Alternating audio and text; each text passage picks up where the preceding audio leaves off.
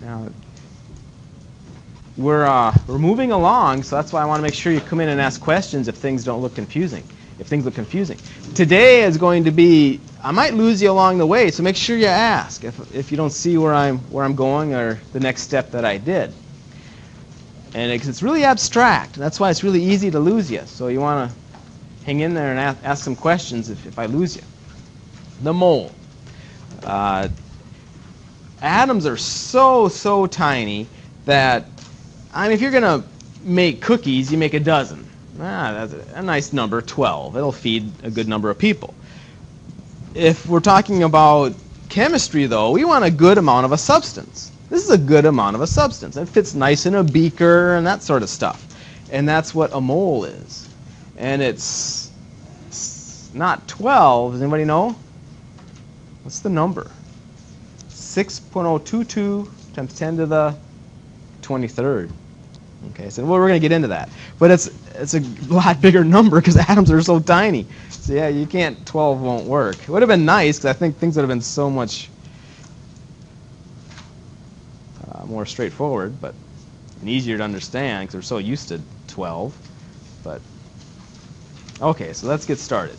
So a dozen atoms. If I had a dozen atoms, Monica Soto Ruiz, I'd have how many atoms? What's that? How many a dozen? How many in a dozen? Anybody help her? How many in a dozen? 12. I'd have 12. But I don't have 1 dozen of atoms, Kelly. I'm going to have a mole. And a mole is how many, did we say? 6.022 times 10 to the 23rd. Okay. And then a guy's name is associated with it, April. Whose number is it? Starts with an A. And it rhymes with avocado. Avogadro, right. Okay, so let's see if we can play around with this a little bit. How many carbon atoms are in 0.0038 moles of carbon? Now, right off the bat, let me give you a heads up. Pretty much 90-some% of this class, this entire semester, is going to be converting from one set of units to another set of units. And if you can recognize what those units are in the question, your life is so much easier. Because the game just turns into a game. And we just want to cancel units all the time until we get what we want. So let's put an equals here. What am I after? Put it on that side. I'm after what, Paul? In this question. I'm after... It wants to know what? Non-atomic mass. It wants to know how many C atoms. Sounds like a weird way of saying units, but it is. It's C atoms. That's what they're after. So that means we're going to start out with the 0.0038 moles.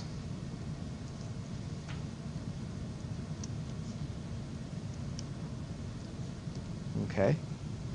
So we're going to convert from one set of units to another. We need a conversion factor. And if you're never sure what the heck it is, you can get started. You can get halfway there. Just by putting those whatever units are up on top, put them where? They gotta go on the bottom. You may have no clue what to do, but at least do this. Because then maybe it'll dawn on you. Maybe, oh yeah, okay, I know what to do. Okay. What do we put up on top? Okay, do we put 1 atom or do we put how many atoms? 6. There it is. That's 6.022 times 10 to the 23rd. C atoms. That's that Avogadro's number, right? Because 1 mole of carbon is that many carbon atoms. And sometimes you can write the 1 down there, but a lot of people don't. They just leave it alone. If there's nothing written, they know it's a 1. Okay, good practice for the calculator. Excellent practice for the calculator. Right? Make sure you can do this, because it'll be a lot easier to do it at home. You can figure it out here. So first the 0.0038. So everybody's got the 0.0038 times, Jared, do you have a calculator? times 6.022. How do you get the times 10 part? Push the what button? The EXP, the exponent. All right, 6.022, plug the EXP button, and the power they want is 23. So put that in, and you'll have it. It looks like it's about 2.29 times 10 to the 21. Right? Everybody agree? Jasmine, you got it? Okay. So put a box around it. Go on to the next one. The molar. Now this I changed. So this is different than your notes. I wanted to make it more visual.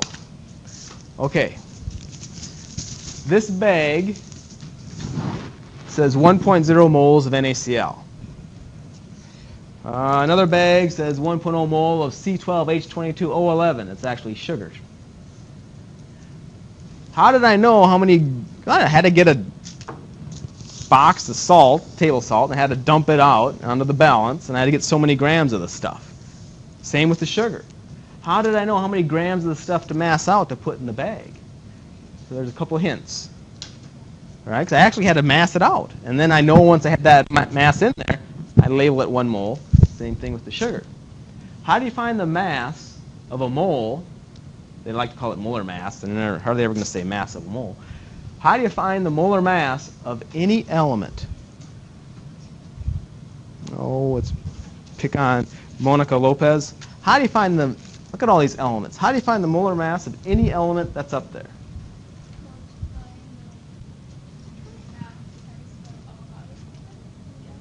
Well, you're close. Well, if we get the mass, where are the masses up here?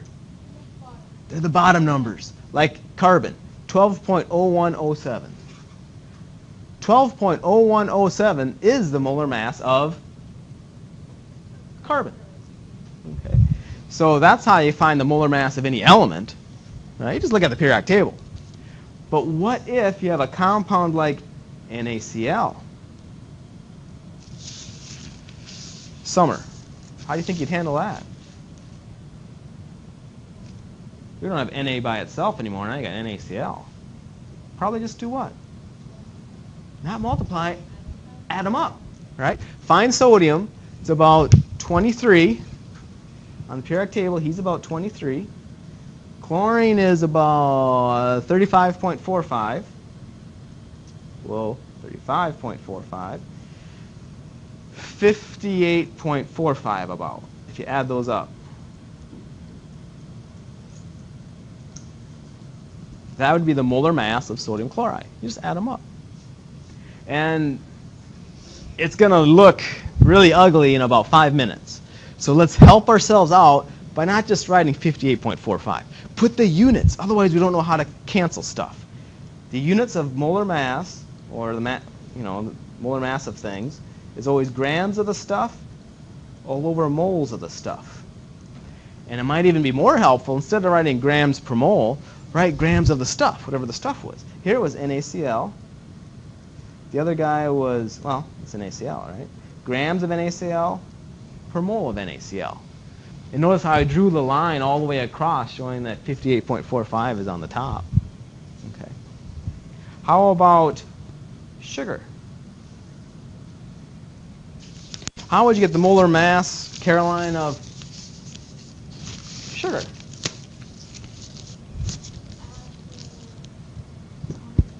Yeah, so help me out here. Okay, so I have how many carbons, Caroline? I have 12 of them. Okay, let's multiply that, Eric, by the molar mass of carbon. What is it? What is carbon? There it is. 12.01. We'll figure it out later, right? And then, how many hydrogens do I have here, Alyssa? 22. And hydrogens are 1. Well, actually, they're 1.01, aren't they? Yeah, if you round it. And 16 oxygens. Whoa, sorry. 11 oxygens. Each one is 16. So add all that up. Oh my goodness, I get like 12 times 12.01. and 22 times 1.01 and 11 times 16, about 342.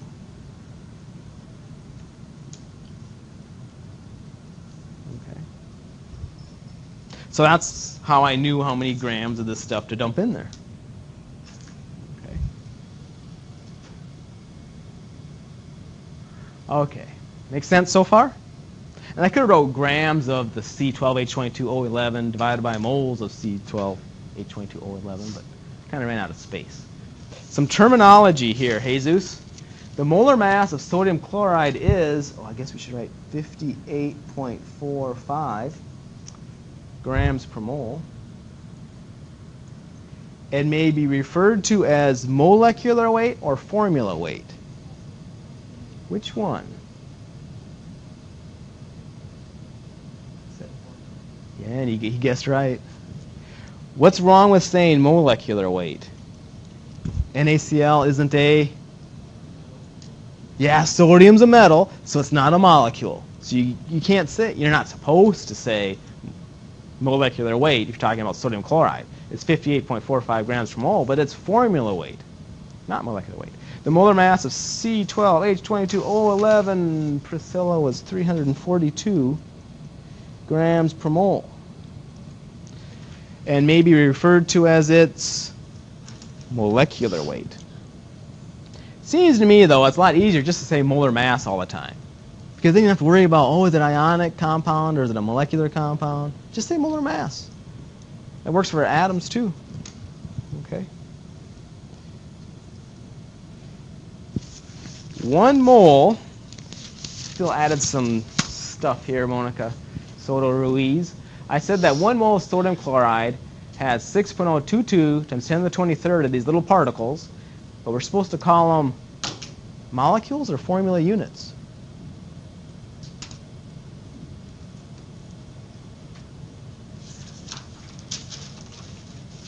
Oh. Sodium chloride is a crystal. It's not molecules. It's that other one. But this other guy, sugar, look at, there's not a metal in there. You know, it's molecules. So a mole of sugar consists of 6.022 to the 10 to the 23rd molecules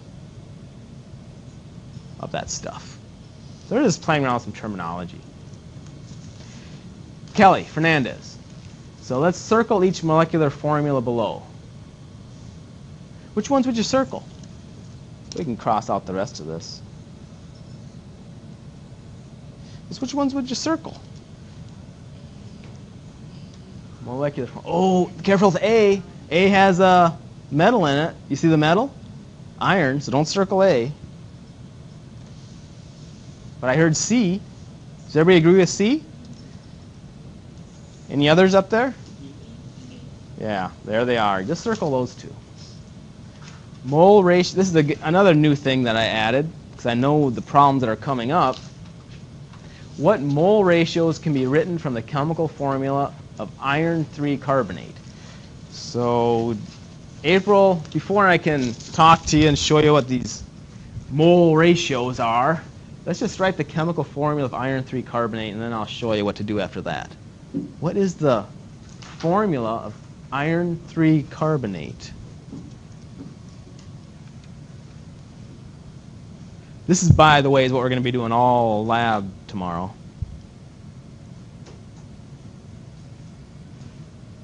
You want help her? Iron is going to be, anybody? Fe. Okay. And then what little charge you put on it? Iron 3, so you got to put a 3 up there. You're ahead of me, Hazel. You're ahead of me. And then the carbonate, everybody's going to be what formula? CO3 with what charge? -2. Now you do what Jesus is doing, right? He's doing the crossing the charge things. So that 2 goes down the bottom, 3 goes over there. Right. Okay. So you have a chemical formula, Fe2CO3, and there's 3 of them. What mole ratios can you write? All I'm saying is if you have 1 mole of iron 3 carbonate, 3. How many moles of, I don't know, how many moles of iron would you have? The hint is finding the molar mass of this. If you found the molar mass of this, how many molar masses of iron would you add up? You'd add 2 of them. So the answer up here would be 2. Right? How about the most complicated one I can see there? Moles of oxygen. 2 moles to one of these. Iron. 3 carbonate. If you can see this, man, you're set. Paul, how many moles of oxygen? Oh, you're so close. 3. 9, yeah. 'Cause if you're going to find the molar mass of this thing, you have to have 9 oxygens. So it's 9.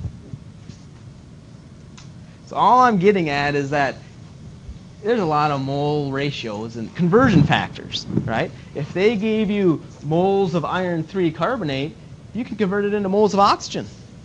You could convert it into moles of iron. You could convert it into moles of carbon, whatever you wanted to do. All right, let's try some questions here. What is the formula weight of iron 3 carbonate to 3 sig figs? Okay, let's put the formula back.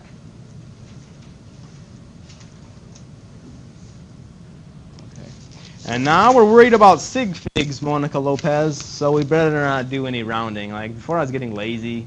I was saying oxygen was 16. We better not do that. So just if you could list them out for me, because your eyes hopefully are better than mine. What's iron? Oh no, didn't we already do that? No, we didn't do formula weight of this. You have to go ahead. So what's iron's molar mass? With all the digits, though, don't round. What is it? You can't see. Who can see it? 55.845. Now we have to multiply that, everybody, by 2. Okay. The carbons. Who can see it? Isn't it 12.0107? That's carbons. Everybody multiply it by 3. Okay, what's left? Oxygens. Don't round it to 16. It's 15.39s and a 4. And multiply it by 9. Okay, add all that stuff up. Don't do any rounding until the very end here. 55.845 times 2, 12.0107 times 3, and 15.1234 times 9. Okay, I got this number, 291.7167. Okay. Summer, they want 3 sig figs, so we can report our answer as what?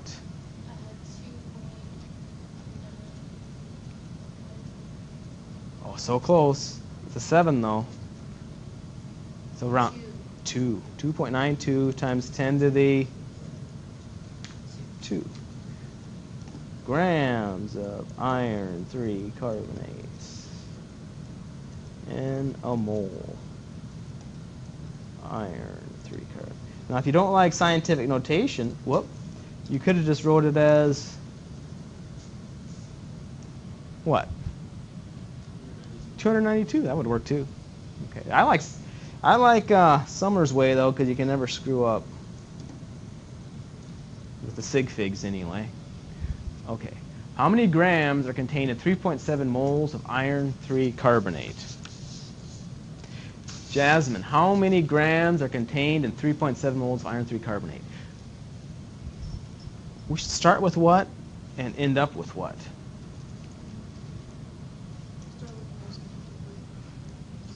Yeah. See what Priscilla's saying? Start with the measurement. Moles of this stuff end up in grams. So we're going to start with this dude, 3.7 moles iron 3 carbonate. End up in grams of the stuff. iron 3 carbonate.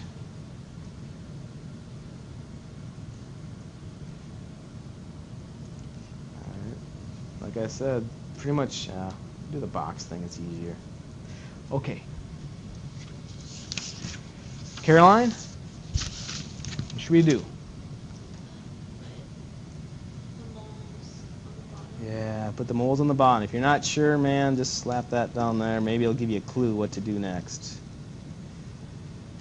Did it give you a clue, Eric? What do you do? What do you put up on top? Okay. If we want to put the 6.022 to the 10 to the 23rd in there, right, we wouldn't put it on the bottom. You have to put it up on top. Okay, now if you do that, let's see if you see what it looks like if you do that. Now you would do this, everything's fine, moles cancels, you end up in that guy times 3.7. And what that would be is the number of these formula units in 3.7 moles. But they're not after that. They're after grams. So this is a perfectly fine conversion factor. It's just we picked the wrong one. It's going to be the 2.92.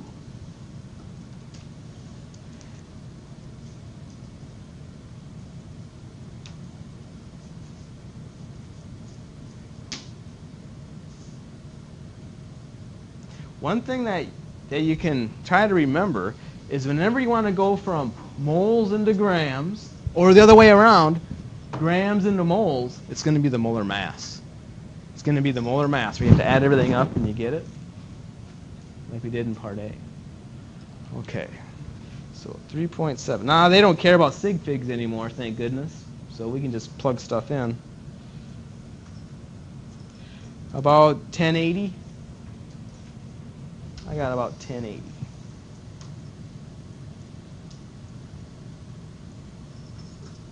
All right, they didn't say anything about sig figs, so we don't care.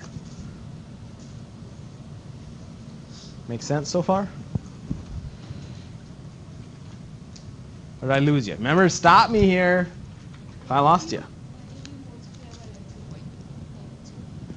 Okay, because what I had to do is use the molar mass. And that molar mass is always the grams of the stuff or the moles of the stuff. So Caroline told us to put the units down there. So it helps, but it doesn't tell you everything.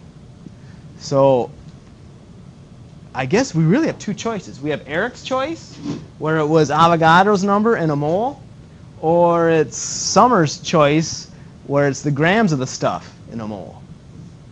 And I guess you just got to see what you're after, what units you want to end up in, and that's what tells you. So take it one step at a time, and hopefully things will work out. Just remember where you're. I guess what I do is I keep an eye of where I'm starting, but I keep an eye on where I want to end up. Otherwise, I'd just randomly put in Avogadro because we just talked about it. Why not? But they're not after the formula units. They're after this. But look at this guy. He's after carbon atoms. So odds are somewhere in here we're going to have Avogadro. But let the units tell you when and how to use it. 3 grams, let's see, how many carbon atoms are present at 3 grams of carbonate? So Alyssa, how would you set this up? In other words, with that whole unit thing I'm trying to get at. Yeah, start with the 3.0 grams of Fe2CO3. Yeah, put the carbon atoms down here. That is key. If you can see that, that's how you always start out.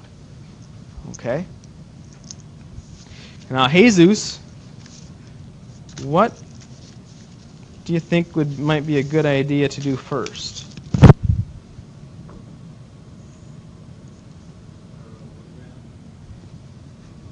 Well, maybe not 1 gram, but at least put the units down there.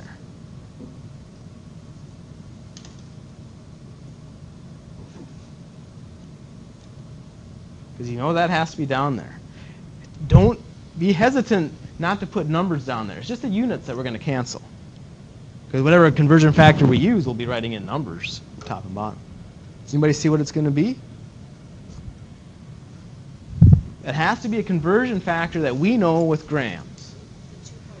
Yeah, we don't have any choice. Even if you had no clue what to do, the only conversion factor we have is molar mass. So many grams in a mole. That's the only thing we have. You have no choice. You can't use Avogadro because Avogadro is so many in a mole. So your only choice is that molar mass thing. So let's put it in there. Let's do 292 because it's easier to write.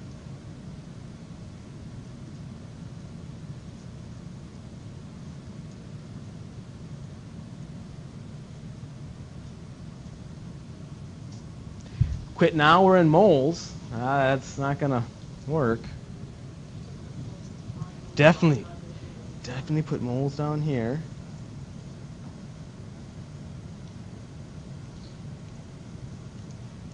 Oh.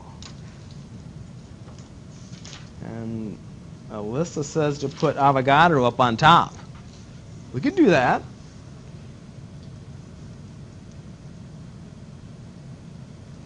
Now, this is where it gets tricky, though. It's Avogadro's number of these guys, right? So make sure we put this guy in there. Fe2CO3. Now we're missing one thing to get carbon atoms. Right? Put this formula unit, put it where? Down on the bottom. Then up top we're going to put how many carbon atoms? 3. Okay? In a Fe2CO3, 3, we have 2 carbon atoms. Now we did it a little bit different than I thought you were going to do it. This works great. What I thought you were going to do it this way, right? We'd pick the ratio of a mole of this stuff for every 2 moles of carbon. But this way seems to make more sense. I like this way better. It's the same thing. We have 2 carbon atoms for every one of these guys, but it makes more sense. I like it. Oh, it looks cleaner. Okay. Oh, there's a 3? That's a 3? I can't read my own writing. That's a 3. Thank you. That's a 3. All right, so anything on top multiply, bottom divide. So let's see if we can get the answer here. So I would take, order doesn't matter, but so we don't skip anything. I'd take the 3 divided by 292 times 6.022 times 10 to the 23rd times 3, then hit equals. See what you get.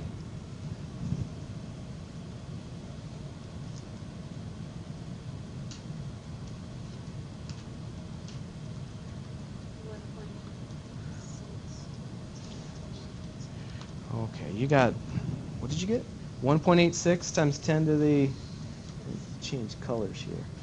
1.86 times 10 to the 26. Anybody else get that? Here, okay, carbon atoms. That sounds good. A couple people got it. I bet you that's it.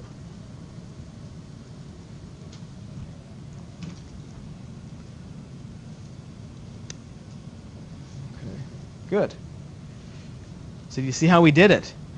The whole question starts out with identifying where to start. Start with the measurement, with the 3 grams, and convert all the way to carbon atoms, because that's what they wanted.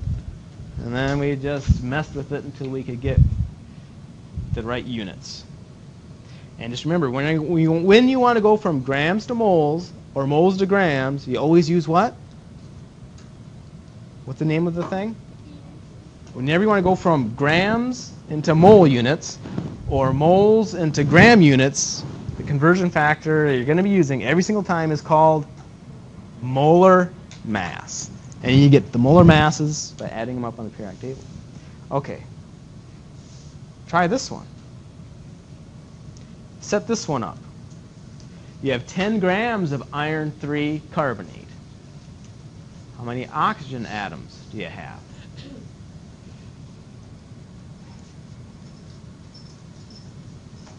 You have 10 grams of the iron 3 carbonate, and you want to get it into O atoms.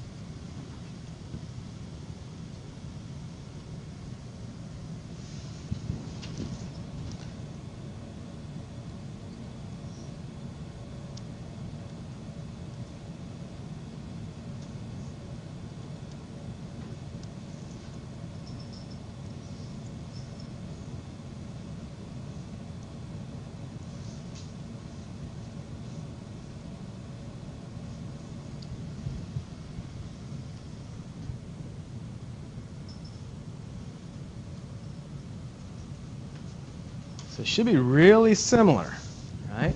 Looks like there's just one thing you got to change.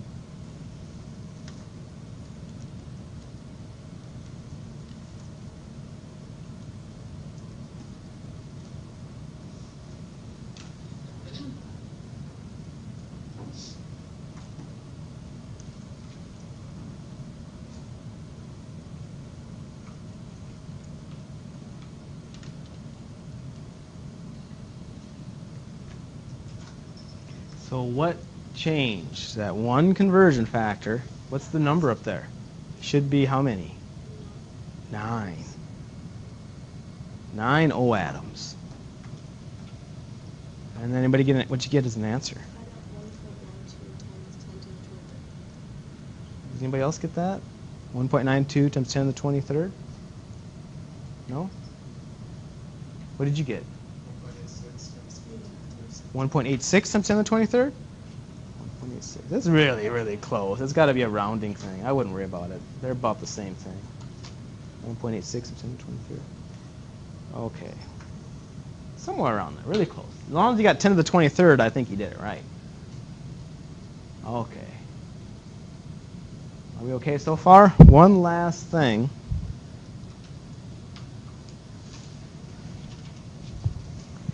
They want us to find the mass of a single boron trifluoride molecule. So whenever you want to find the mass of a single molecule, or the mass of a single formula unit of NaCl, for example, what do you got to do?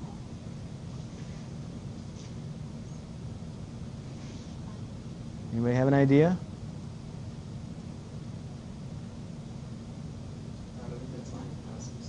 What's that?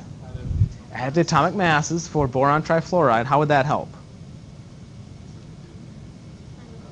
To give us the molar mass. Okay, so we'll figure out what boron trifluoride is. I like Eric's idea so far. Right? Figure out what it is. Add up all the molar masses. We'll know what the molar mass is of that whole thing. Then what? One last step. If you find the molar mass of anything, how many of those units are there? What was the dude's number? 6.022 times 10 to the 23rd. So you know the molar mass? Just divide it by the number of them, 6.022 times 10 to the 23rd. You find the mass of 1. So one more time. To find the mass of any molecule, just take its molar mass and divide by whose number? Avocado, yeah, Avogadro, right? Makes sense? Okay, so that's the only thing left in this game plan here is to know what boron trifluoride is. And this is pretty much, Kelly, what you're going to do in lab on Thursday, tomorrow. What's boron trifluoride? B, good so far, F, and a 3. You could call it mono boron trifluoride, but all right, so we need the molar mass of it. Where is B? 10.81 plus, let's just call that 19, right? Because they don't care about sig figs. 19 times 3. 10.81 plus 19 times 3. You get about 67.81. So let's take 67.81, divide it by 6.022 times 10 to the 23rd. Right? If you're interested in units, it would look something like this: grams per mole, per mole. The units end up canceling on you. You just end up in grams is all.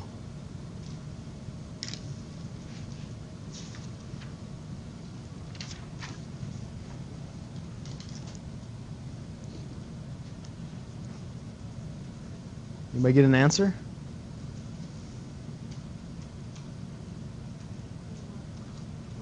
$1.12. Keep going.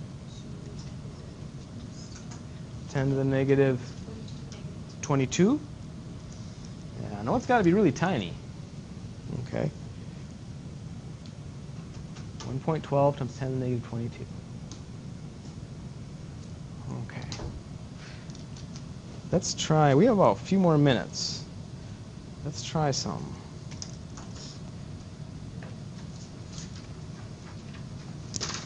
Let's say, see if you're following me. How many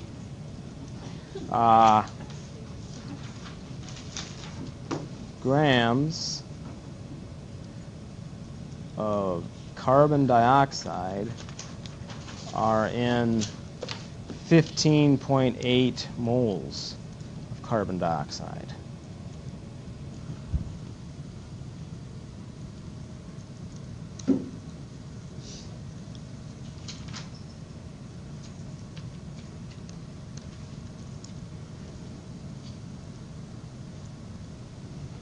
How many grams of carbon dioxide are in 15.8 moles of carbon dioxide?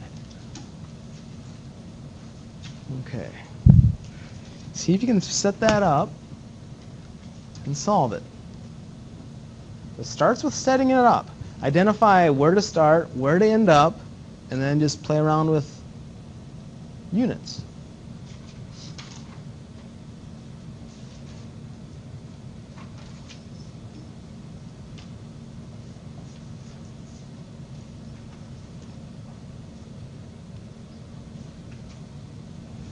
Let's turn on some lights so you can read the periodic table.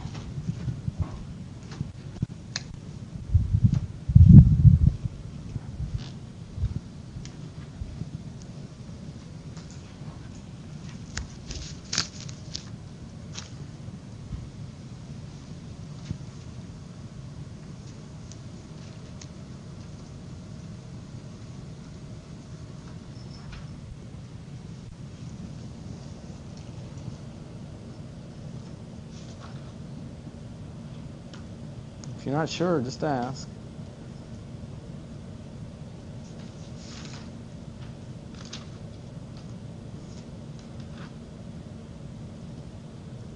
So we start off with the 15. Good. Start out here. And end up where? At grams of CO2. So how many steps? Anyone see it? How many step process is this going to be? 2, 3. Oh, well, I guess we're going to multiply or divide how many steps here? Just by, it'll just be one thing, won't it? Because you put the mole CO2 where? On the bottom. And the grams, what's it called? Molar mass. grams on top. And then you better quit, right? Because then you're in the right units. And carbon dioxide is going to be like 12, is it going to be around 44? Is that right? Around 44? 12 and 2 oxygens? And you'll have it. Okay.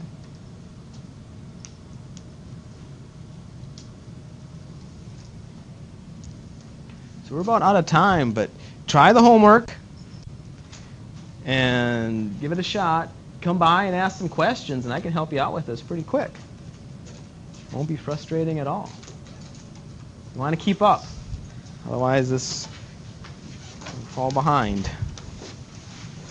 So we'll see you in lab tomorrow if you have it. That'll help you with the naming.